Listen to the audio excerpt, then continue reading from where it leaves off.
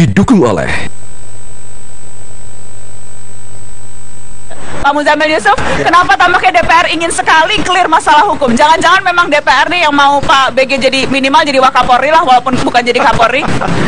Kasus BG kita lihat, sebenarnya kasus BG itu tidak akan masalah besar. Maukah Anda menjawab pertanyaan saya yang tadi? Saya jawab, Mbak.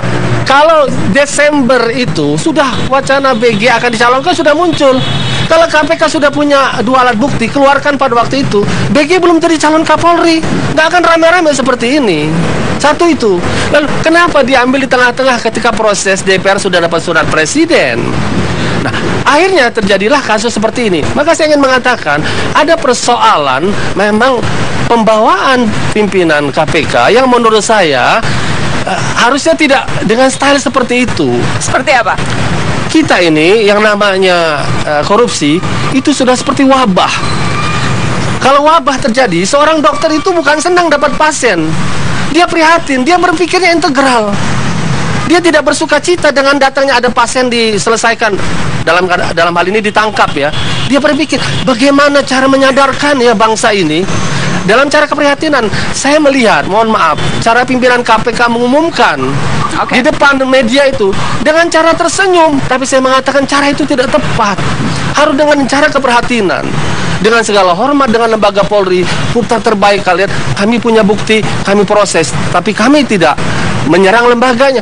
Ada komunikasi, tapi komunikasi yang dibangun seakan-akan eksekutif, legislatif, yudikatif, semua korup, semua musuh, semua ingin dihancurkan. Apakah negara bisa tegak hanya dengan KPK? Mohon maaf, saya melihat KPK menikmati expose terhadap hal itu. Yang jelas masyarakat menikmati kalau ada koruptor yang ketangkap. Itu tadi. Yang menikmati, media menikmati, saya menikmati kalau ada orang ketangkap, tahu rasa ditangkap, dan mudah-mudahan ada efek jerah. Saya menikmati. Betul, Mbak. Penindakan, dan seharusnya menikmati juga anggota DPR. Penindakan itu salah satu.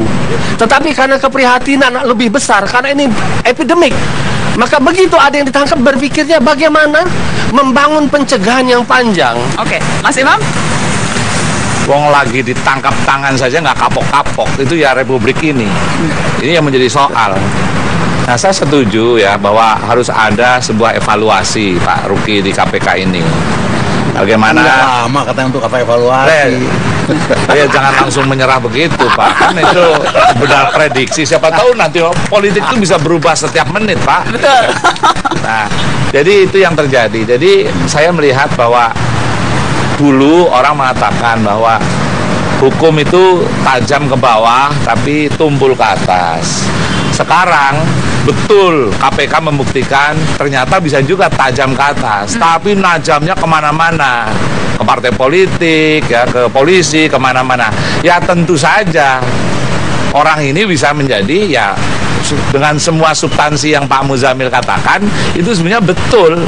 Statement dari Pak Muzamil itu seolah-olah protes terhadap pendidikan. Enggak, sama sekali tidak. Lalu justru nah cuma barangkali saya setuju ada ekspresi yang yang kemarin dilakukan itu saya pun mengkritik Pak. Itu tidak pada tempatnya dilakukan. Demikian juga saya ekspresi kepada Pak Ruki juga saya kritik juga. Oh, kita kalah. You can lose the battle but you have to win the war. Karena ini adalah, dan Pak Ruki setuju. Awalnya nggak setuju. Pak, maksud saya begini, nggak boleh lempar anduk begitu. Karena publik mempersepsikan seolah-olah KPK sudah kita kalah. Nggak boleh. Penegakan korupsi itu menyatakan surrender. Dan saya kira Pak Benny Kaharman pasti juga nggak setuju gitu kan. Nah Pak Ruki segarang-garangnya, karena yang mungkin yang ngomong saya kan baik-baik Pak, setuju. Nah gitu loh. Dan kita sudah buktikan di pra-peradilan yang lain kita tidak kalah kan? Iya. Ya, itu kita udah buktikan. Nah mungkin tekanannya berbeda Pak, jadi bisa menang. Tim 9 kan sudah kerja juga, apa hasil tim 9?